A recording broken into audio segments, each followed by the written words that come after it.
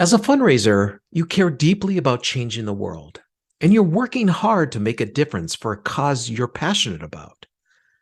And that means you probably also struggle with setting boundaries that protect your energy and time. For today's episode, Richard and I are handing it over to Karen Kendrick, our Senior Director of Learning, and special guest, Anika Allen, founder of the Empathy Agency, for a great conversation on how to prioritize your own needs and find more fulfillment in your work. Welcome to the Nothing But Major Gifts podcast from Veritas Group, featuring Richard Perry and Jeff Schreifels. Twice a month, we bring you the latest and best thinking about major gift fundraising, so you can develop authentic relationships with your major donors. Here are your hosts, Richard and Jeff. Welcome to today's podcast. I'm Karen Kendrick, and I'm taking over the podcast today while Jeff and Richard take the day off. Fundraising is often seen as sacrificial work. There's a cultural expectation that fundraisers must be willing to do whatever it takes to support the organization's mission, and that they need to do it for a much lower salary than they would get elsewhere. But this culture needs to change. It's time for you to see your value, see your power, and start loving yourself, because it is truly the key to more deeply connecting with your donors and supporting your mission, not to mention how it affects the wonderful things in your life as well. And I'm thrilled to have Anika Allen, principal and founder of the Empathy Agency, Inc., as a guest today. Anika, why don't you give our audience a quick introduction before we get started? Thanks so much, Karen. It's wonderful to be with you today and to be with your listeners. My name is Anika Allen, and I am a relationship builder, a stone catcher, a freedom fighter, professional coach, and a storyteller. I am a daughter of the Underground Railroad. I am a sixth-generation Canadian. I'm a mama, and a dog lover. I have two doggies, Sophie and Sammy, and I live here in Abbotsford, British Columbia, with my daughter and her husband, and we live on the unceded shared territory of the Sumas and Musqueam First Nations, and I honor the survival of the Indigenous nations on Turtle Island, despite genocide. I recognize the theft and the subjugation of colonization and white supremacy culture that they have endured. And as a forced inhabitant of these beautiful territories myself, I'm challenged to confront the cost of living on this land. And I am truly grateful for the historic relationship that exists between my Indigenous and African ancestors. And I'm really glad to be with you today. Thank you, Anika. Stonecatcher, you must tell me what that is before we go forward. Oh, yeah. I first read that term in the book Just Mercy by Brian Stevenson, which is a phenomenal book. It has been made into a movie, but I much prefer the book.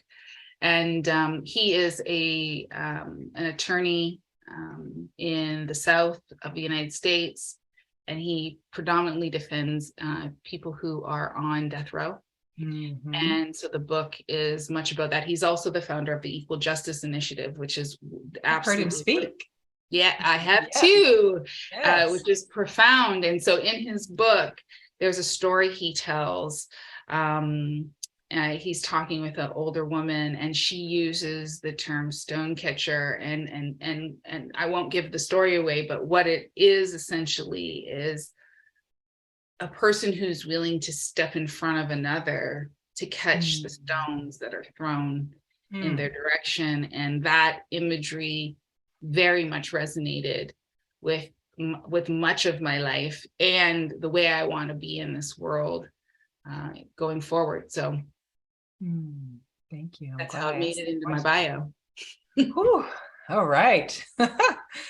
Now, you and I share a passion for creating a culture where we are unapologetically loving ourselves and taking care of our needs so we can bring ourselves more fully to our life. But let's start by discussing what we mean by self-love, kind of broadly, what that means to us personally. And then later on, we're also going to dive into how that relates to our sector and fundraising. So get us started, Anika.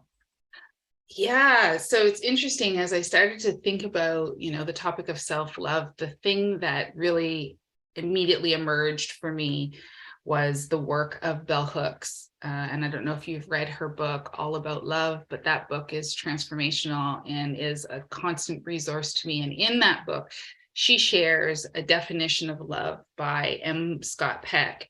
And it is really quite transformational. It was transformational in my understanding of the concept of love, or the act of love. And he writes, love is the will to extend oneself for the purpose of nurturing one's own or another's spiritual growth. I think it's important to note here, when they're referring to spiritual growth, they're not talking about it in the context of religion. They're talking about the truest parts of who we are as human beings. And so Bell Hooks goes on to write, when we understand love as the will to nurture our own and another spiritual growth, it becomes clear that we cannot claim to love if we are hurtful or abusive. And so that definition has really stretched my value of love, my understanding of it, the behavior of love. And it has really forced me to begin to sort of like wrestle with, what does this look like in operation if I'm going to be truly grounded in nurture for myself and for others. And I was thinking about, so many different faith groups speak about this, and the piece that actually Jesus did around love others as you love yourself, I don't think we really paid that much attention to, and how it's so intertwined, right? That whole piece around loving yourself and loving others. And yes, just this morning as I walked outside to let my dog out, looking at the trees and taking a moment, and then my head goes to all the things I need to do and how I'm not doing all that, the little negative self, talk starts. Bringing that back to a breath and what's true and what's real. I mean, that was being harmful. That was that negativity, that part of us that causes harm to ourselves. So all that we're going to be talking about today is how do we think about love, talk about love? How does it play out in our lives? What gets in the way? And how do we every day in each moment make different choices for ourselves and for those we work with, for our sector? And what are some of the things we can look at in that process? All right. So talk a little bit more about your journey with self-love. What has been impactful, important as you have been looking into this, passionate about it, wanting to grow that part of who you are? Yeah. So love is one of my top 2 values. So it has this really central feature in my life, even though I didn't know it was one of my top 2 values until I did that work. But when I look back retrospectively over the course of my life, I can see how it very much is centered in the way I want to be in the world, in the way I just most naturally show up in the world. And I believe love looks like a bunch of different things, right? It's not just warm and fuzzy and hugs and kisses, and it can also be truth, right? It can also be boundaries. In fact, I think it is boundaries, right? I'll talk about that in a minute. Yes. Yeah, I mean, I think I may have mentioned to you on one of our previous conversations that Brene Brown's definition of boundaries just gives me such a great mental image of love in operation. She says, boundaries are the distance at which I can love you and me simultaneously. And so it sounds sort of straightforward, but when you go to apply that in a circumstance, the wrestling begins. Yeah. And I think that wrestling is a part of love too. Right? I was recently on a 6-week Sabbath during the month of December and into January. And one of my greatest challenges was maintaining the boundaries I had set for that rest period.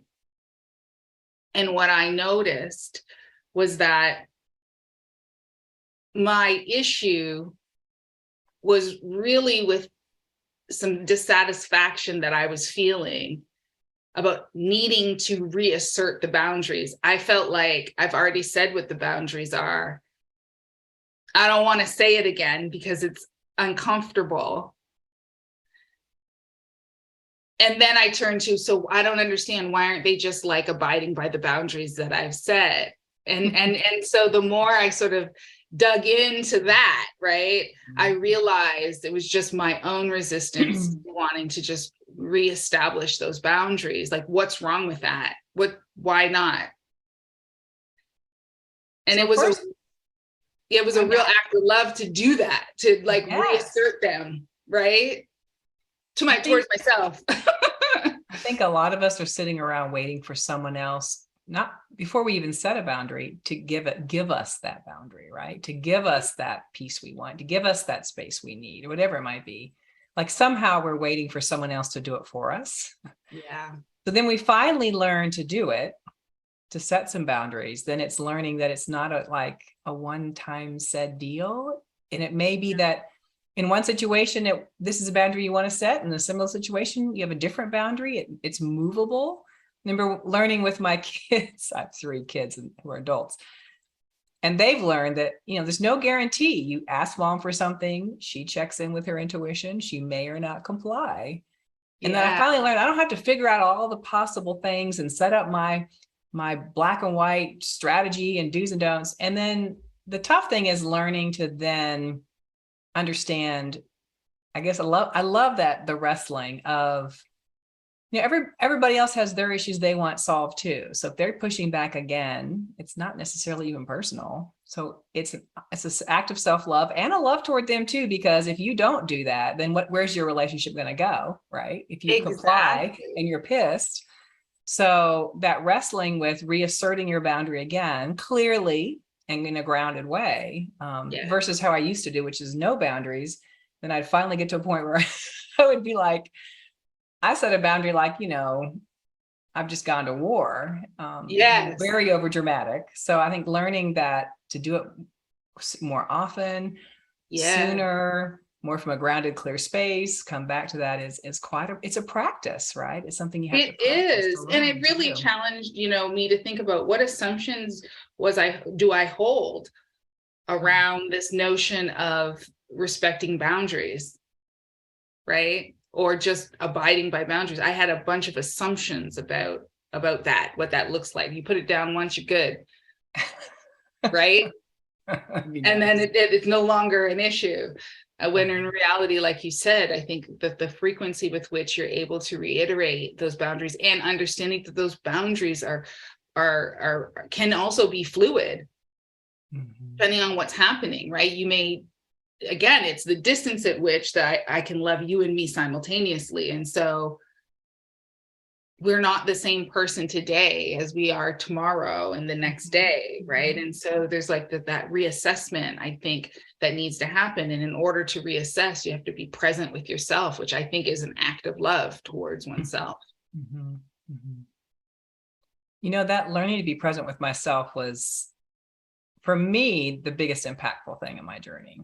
I think, because I started the journey of like counseling, women's groups, all kinds of things, because I lived very anxious inside all the time, guilty and anxious. I was brought up to be a good girl, to be cooperative, to be nice, all those things, right? And I think there's a lot of women fundraisers who may have experienced that way of growing up. And so I was like, wow, I live so anxious, right? And I was doing a training years ago, I've told this story before, but with a colleague of mine, and it was tough. It was about race, gender, LGBTQ issues and corporate settings. And I asked my colleague who'd done a lot of trainings with me, I'm like, Hassan, how do I come across in training thinking I'm going to get a compliment? I thought I was pretty good. He's like, you're kind of an ice queen. I was like, oh, me, an ice queen? Well, it was beginning of me understanding I was not in my body. I was checked out. because I'm so in tune with people. I'm so sensitive. That anxiety I felt all the time was partially mine, partially everybody else's. And so learning that who I am as a person, how my system works, and doing more body-centered somatic work. Yes. I work with horses. I mean, all of that to really tune into how do I stay in my body, stay present, and know what's happening and tune in was a huge part of being able to, for me, my superpower is my heart. And it's very courageous, right? Mm-hmm. But I couldn't be in that space when I wasn't present in my own body. So that was a huge shift for me, huge shift. Then I can listen to my intuition. I can get a lot of information. Yeah, made a big difference. I found slowing down, just slowing things right down, is the primary game changer for me, because the things that I can hear fundamentally change when I allow time to bend. So what does that look like? Let's talk about that. So we're, and we'll get to our sector in just a minute, but you've got a work thing coming up. Maybe it has some energy around it. How do you use time to help you bring in your intuition, your wisdom? What's that look like? So, I believe that as humans, we are powerful beyond belief. I believe when we step into spaces, we influence those spaces, whether we are aware of it or not. And so I have committed myself to stepping into spaces and being who I am, which is, a Black, Indigenous woman. And that alone will frustrate a white dominant society. And so that act of just stepping into the space and being me, who I am, suspending the expectation to assimilate, is the first act of self-love for me. Yeah. I spend a lot of time in spaces where I am either coaching or facilitating. So I have a measure of power in the space. And so I am always asking myself, how can everyone be powerful? And I let the answer to that in any given situation begin to inform the way I design space and time with people. And so when I'm creating a space, I am doing deliberate things to frustrate white supremacist culture, which is very rigid and which is absolutely time bound and which does not value who we are. It's more interested in what we can produce. And so I use music. I start meetings with music so that we can get into our bodies, hopefully harmonize our bodies. I spend time talking about how we will work together versus what we're going to do. I check in with people and ask them, and I also answer, what do you need right now to feel seen and heard? So that we can actually locate what is real for people in that moment, so we can meet them there.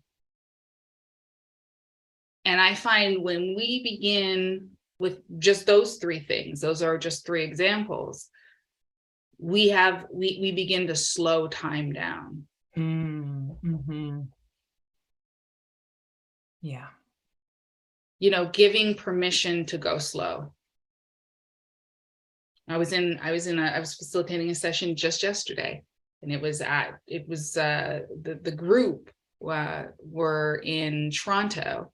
And so it was the end of their day, and they showed up in session, and I was playing a little Marvin Gaye. And I heard a little bit of like I could, there was like these responses that just, and we just let the song play. We didn't talk. We just let the song play. But I could tell by the expressions on the face, something was happening, like something had happened or was happening. And as facilitators, me and my co-facilitator, we didn't know what was necessarily going on. But that's the real beauty of that question. What do you need right now to feel seen and heard? Is what we immediately learned was that this whole group of leaders had just come out of back-to-back meetings. They were landing in this session where they needed to like imagine a new way forward. And they were all saying in some way, shape, or form, I don't really have the energy to like step into this space. And so they were like, I don't know, like we're here, but I don't know, right? And because we gave them permission to just slow it right down, they ended up producing some really creative work. And on exiting, some of them were saying they felt energized. So that's just an example of what it could look like, you know, in practice. Yes, I've seen you do that with us. A group of us at Veritas have joined the incredible Collecting Courage new training, helping us really dive into diversity and equity issues in our sector. And that's how you really started with us, is to slow us down, get us present with how we want to be together.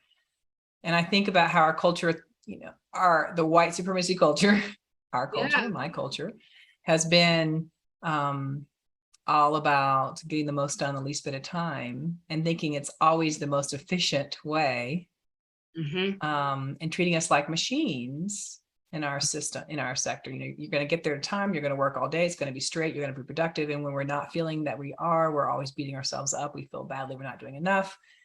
And the exhaustion of just even believing that, and then always beating yourself up for not delivering.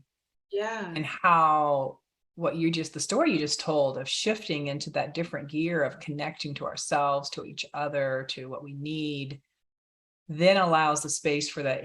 I feel like our intuition just hooks into like everything in the whole universe. So like I got a great computer right there whenever I need it, in the sense, you know, like the guy who invented the car or whatever, he was just walking to the park and the whole thing came to him. You know, I think it's kind of interesting, right? We need that space for that wisdom to come through. So I thank you I know you do that because I'm experiencing it in your incredible training. Let's talk about how all this relates to our sector. So you and I have talked a little bit about our journey. You know, our sector is supposed to be about love, right? Helping the world, the universe, the planet, the animals, to making a difference. We think it's about love. And then what happens, Anika? What happens in our sector? Well, when we don't understand that love is a verb and it's an act, we turn it into all sorts of other things that are transactional. I would say too often in our sector, we forfeit the relational for the transactional. What you just described is an example of that too, right? This notion of we want you to work like a machine, right? And the relational is not a one-way relationship. It is a reciprocal thing. It's in its relationship with self and its relationship with others. And so if we have to forfeit all of that in order to show up and do our work in a way that, you know, is expected, how can we bring love?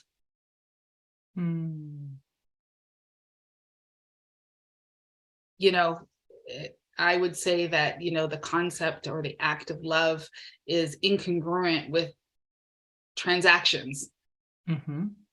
Right? I don't know if we would ever put those terms together in a sentence, right? But when we think about relationship, love sits very central. So the question that comes up for me when I hear that is, well, who does our sector love? Because they don't love everyone. Love that question. Who does our sector love? First thing that comes to my mind is I'll include, you know, myself in this sector, we love the idea that we're doing good. We love the idea that we're doing good. We're not necessarily loving those we serve. Many times we're victimizing or Exploiting. We're not loving our fundraisers and our team members. We're expecting them to work More 70-hour weeks, cover many jobs. That's right. No money. That's right. We're not many times loving our donors because we're not in relationship with them. We're treating them transactionally. Yeah, we determine their worth based on how much money they have. Or even then, even if they do have a lot of money, we're treating them transactionally. They're ATM machines versus a relationship with a human. I don't think we're loving anybody. Are we loving anybody? I don't think so. We're loving an idea, maybe. We're loving an idea. And that, for me, is tremendously challenging when you think about the role and purpose of our sector, which is really about social change. Right? Social change, not just for the sake of change, but social change so that people can thrive, so that people can belong, so that people can be loved. Yes. You know, the relationship between love and belonging is a fascinating one, right? We need belonging just as much as we need love as human beings. Our need for them is equally as deep. Yes. And I think about relationships I've been in or work settings I've been in where I don't feel like I can show up as my authentic self. I don't feel belonging. And the love of myself and the love of others and the gifts I bring, they don't happen. They don't happen. Where, like right now, I'm in a workplace and I'm in a place in life where there is belonging, there is love for self, and there is a space for me to bring myself fully. Whether that's in wrestling with difficult conversations or whatever that might be, there's space for that and allowance for that. So there's what you gain from everyone learning to come to the table and belong and bring their full selves is incredible. It's incredible. And so if you compare sort of the quality of the work that you were able to do in either one of those circumstances, what's the marked difference that you can identify? Previous, it was fear-based. It was small thinking. I was in fight and flight. There was not an ability to think broadly or creatively or outside the box or be excited and build great partnerships, or it was small-minded thinking, protective. Well, I believe the opposite of love is fear. And you said fear-based thinking, right? And I think that a lot of people in the sector work from a place of fear. I know fear was a central feature of my fundraising career, namely because I was the only Black woman, Black person in every organization that I had worked for, with the exception of the first place where I worked at the museum I write about in Collecting Courage. And, you know, that is no way to live and to be in the world. And so if we're coming from a place of fear, then love, there's no room for love. Yeah. Like real love, you know, the love like I described at the beginning. That's nurturing of one's own self and of the other, right?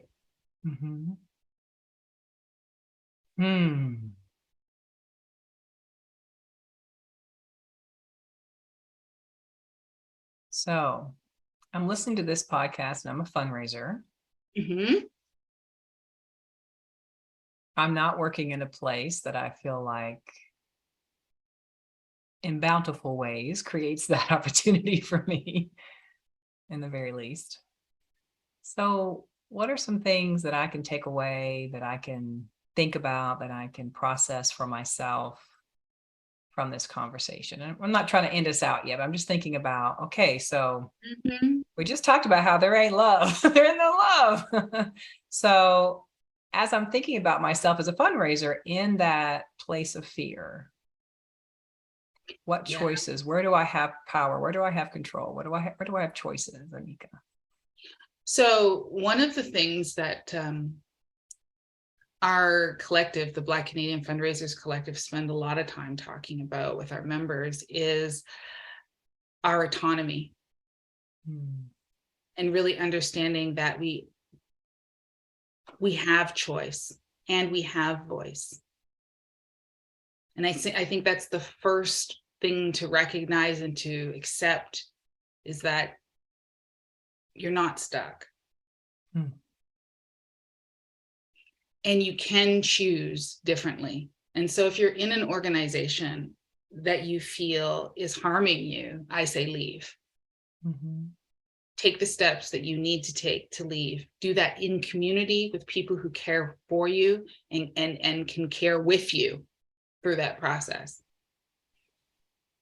If you're in an organization and you think, there's some work that can be done, if you have some allies or co-conspirators in your network that can come alongside you to maybe help the organization see another way. Again, don't do that alone. Yeah. You need community with you to do that. But in every scenario, whether you leave, stay, choose to challenge the organization to another way of being, I think the most liberating part is the simplest part, which is you have autonomy and you have choice. And so as you begin to contemplate maybe some of the things that we've shared here about what love is, and how love behaves, and how that might show up in a workspace, you can use that information to determine what next organization you want to be in, right? You now have, you can begin to articulate and really define the sort of environment that would invite your truest self to contribute and to be, right? To be in the space or in the organization. And so that's feedback that I give frequently to members of our collective. You have choice and you have voice. Your autonomy is yours and you can do something with it. And we are here as a community to support that. So if you tell us what that is, we'll go with you. I love the autonomy piece. And I know for me, a big learning was, before I would see leaders in power, so I would just tell them, I have this problem. I'm working too many things, too many hours, maybe complain about it a couple of times, hope that they do something about it. So, having autonomy and stepping into having my own power would be how I would do that differently. What I've learned is, let me list all the things I'm being pulled into and doing. Let me list the percentage of time they're taking. Let me show how much time that actually allows for me for fundraising. Yes. And how that only will allow this percentage of my goal. And, come to a leader with a really clear picture of what's happening and a solution. To me, that's learning to have autonomy, to come. And now if the leader then is like, I don't care, tough cookie, then I need to get out of here right now. Yes, 100%. A lot of times leaders are just overwhelmed and scared and running, and they don't know how to solve problems either. So learning also to have that voice. Yes. And give it a whirl in a way that gives a leader an easy way to support you, and doing that with others in support as well is really you raise a great point around communication. Our ability to communicate with one another, I think, is an important companion to our ability to love ourselves and to love others. And I think we should always be asking ourselves, have I communicated clearly what I need? Yeah. And or what I want in this circumstance, right? And that does require some of that reflective work that you were just describing, which is, here are all the things that are going on for me. Here's the percentage of time. I understand that my priority is fundraising, that I see there's some incongruence here. And I'm wondering what you see. Mm-hmm.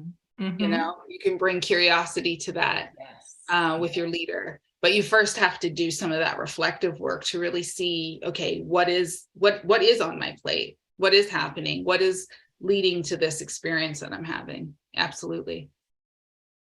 So I want to come back later to what are some of the questions I can ask if I go into a new job, an interesting new location, to find out if this will be an environment of love. But let's go back just for a minute to, all right, so in my daily life and work, as I'm wanting to practice more self-love as a fundraiser in my work,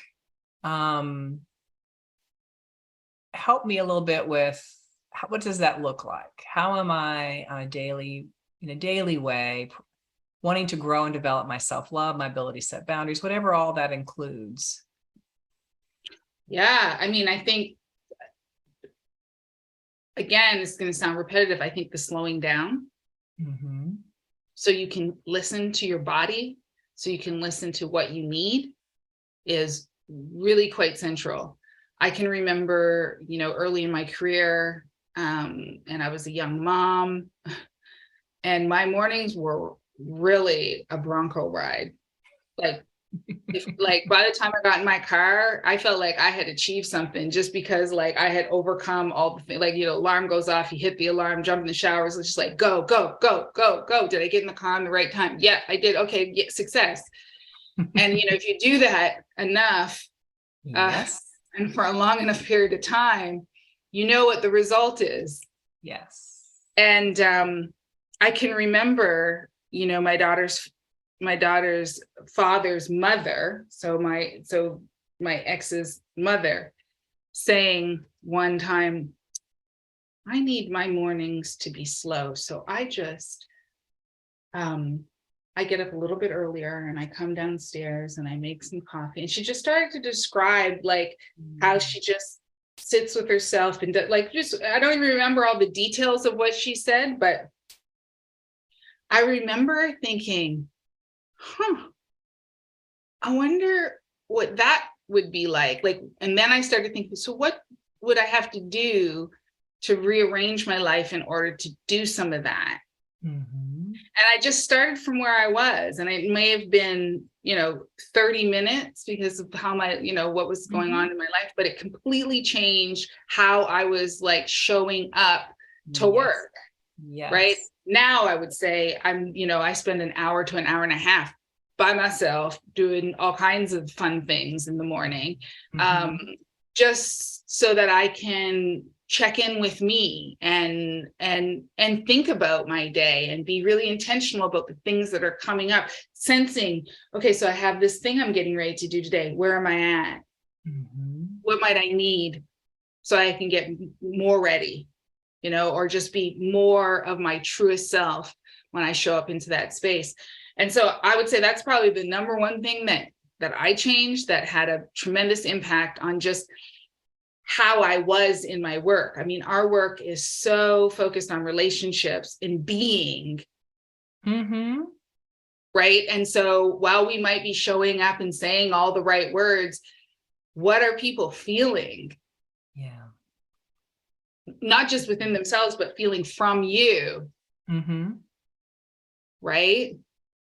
And so I believe settled bodies settle bodies. And my predisposition is not to be that way. It is to get the thing done. You're an intense, get it done kind of lady. I am. And so it's been a lot of practice to value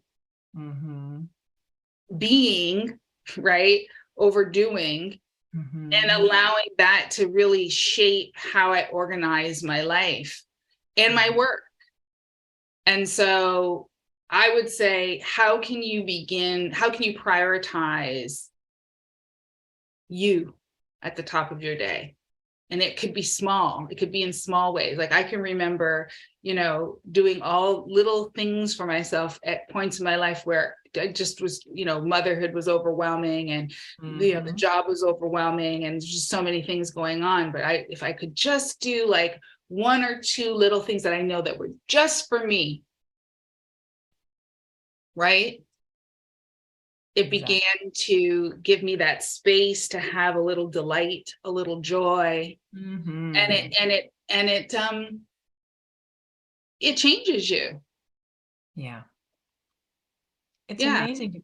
I just wrote a blog series. I love this whole article around you can control how much energy you have, but not how much time. Time is sort of set, but you can curve time if you develop your energy. It seems like you have more time. You can. You get more done if you do less. So that's exactly right. And then oftentimes it's the permission to do less.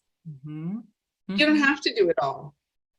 And they did all these, as they taught people to do what you were just saying, spend some time in the morning, every 90 minutes, take a break, go for a walk, get a breather, get outside, just our bodies are in these natural rhythms, and to allow these breaks and make sure that we're building space mentally, physically, emotionally, and spiritually, in all those areas. And how much more energy would we then have to then be really more productive, because we're more focused and smaller chunks of time. So it is so powerful to take that moment. When I start feeling tight and frustrated, I used to just push myself more. And now it's like, I need to really step back and do something different and get a different perspective, because this space is not it's not loving myself or anybody else, right? That's exactly right. What I hear you describing is margin. So, how do we design our lives with margin? And we're not incentivized to do that. No. But I believe that designing your life that way is an act of loving yourself, because things occur, things pop up, and you want to be available to them. I can remember really being focused on wanting to be present for my daughter whenever she showed up with something going on. I wanted to be able to be present. And that doesn't come from a vacuous place. You have to actually have a reservoir, right? To do that. And so, okay, what fills the reservoir? And so I think I mentioned to you in one of our recent conversations that I'm pursuing softness. Like, how can I invite more softness into my life? And I don't know what that looks like in tangible ways. I'm sort of, discovering it as I go. And the way I'm discovering it is more through questions than answers. But the questions are really curious. So one of the questions that occurred to me as I was sitting in my living room looking out onto the trees and mountains, one of my dogs was playing on the floor, and he often will come over to me and paw me when I'm doing things. And we've been trying to teach him off. And I thought, well, what would change for me if I was able to give him 2 minutes every time he pawed me? Like, if I could just pause what I'm doing, turn and engage in that moment, which is always, delicious, right? It's just so sweet. And then come back to the thing that I'm doing. That's okay. So what do I have to do so that I can do that?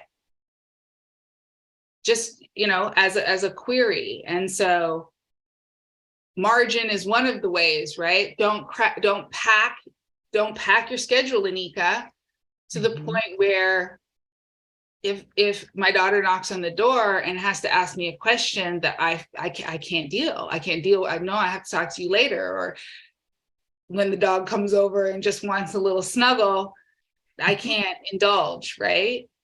Yes. Just as two sort of common, I think, experiences that people might have. My little dog Polo, who's sleeping right now, will appreciate that one. I'll start practicing that with him. And they probably do it when we probably need a break. Well, this is the other thing, because they can sense, what's happening for us. And, Yeah. I mean, I think, for pet lovers, I think pet lovers would agree. We have things to learn from animals and the environment, the inanimate world. There are lessons there for us. And so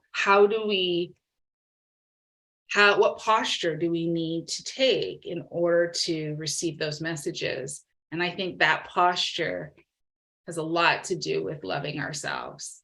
Mm-hmm. Yeah, I teach leadership training using horses. When I would go into my horse's stall to take her to go do fun things, I'd hold up her halter and she would just look at me and walk away. Like, girl, you are way too much. You need to get yourself together. And I would have to stop and tune in. Sometimes I would have tears. Whatever was going on for me, I needed to like be with. And then I'd look at her like, she kind of like, not yet. And then when I had gotten more present, then she'd come right over and we could go play. So I love all that's other humans and animals and all that help us as our litmus test, right, of how we're showing up in our more soft ways. I want to wrap this up, and this has been such a great conversation. I do want to ask you, before we talk about sort of final words of wisdom, if I'm interviewing in an organization and I'm wanting to find a place that I can show up and be my authentic self, practice self-love and love of others, what would I be looking for or asking in my interview process? So two things. One, if you want to know if an organization is going to be open to your truest self, show up in that interview as your truest self. Yeah. No substitute for that right there, right? Yeah. Show up as your truest self in the interview. I would also recommend that everyone should know what their top 2 values are, but not just the values, the behaviors that support the values. Like what does it look like in operation? Because you need to be able to connect what's really important to you personally to what's really important to the organization. Mm-hmm. And so every organization has values. Very frequently do those organizations tether behaviors to those values. But what you can do is you can begin to ask them about what those values that they espouse look like in action. That's a really great way to begin to get a sense for whether or not they're living their values. Mm-hmm. Mm-hmm. You should be able to get a sense of culture, at least a peek into culture from their response.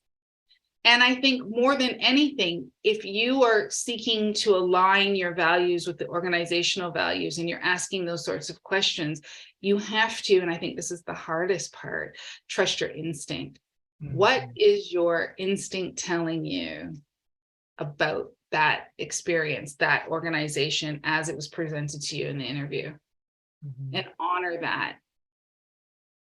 Because someone can be saying all the right things, but inside you're like the dog going, something is not matching up. So if they're if someone's incongruent, what they're saying is not really what they believe or do, they will give you that uneasy feeling. They will. Ask them for examples too. So when they say this is what the behaviors look like, can you give me an example of that? Like, what does that look like? Can you tell me a time where you've really embodied that? Ask them for examples. When you get into storytelling, now we know this to be absolutely true, because when we watch movies that don't ring true to us, how do we know that? When we hear stories that people tell, we're like, I don't know if I don't know, right? Mm-hmm. When they start to tell the story of how those values show up in their organization, you will be able to get a read on, if you're listening, on whether or not that's believable. Yeah. It's hard to make up a good story, like a real authentic story in the moment. It's hard. I love that. That's so beneficial. Those are really clear steps to use and take. All right. So what do you want someone to walk away with today, Anika? You said so many beautiful things. This has been incredible.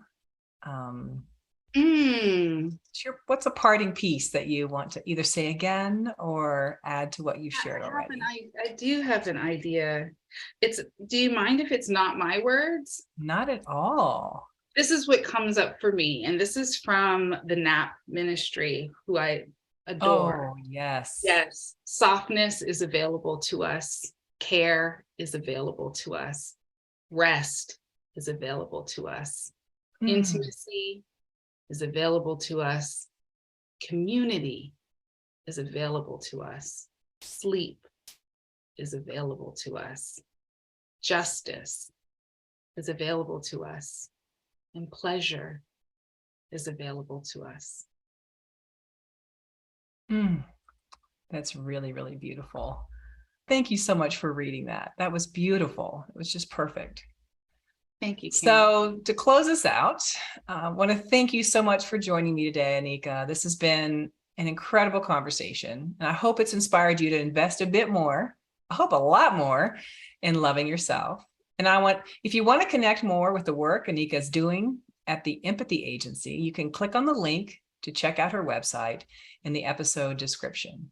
And if you want to learn more about how Veritas Group can support you in creating better balance and healthier boundaries to help you find more joy and love in your work, we'd love to connect with you.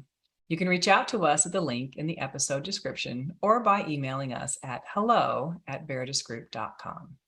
Thank you, and we'll see you next time. Thanks, Karen. Thank you. Thank you for joining us for the Nothing But Major Gifts podcast from Veritas Group.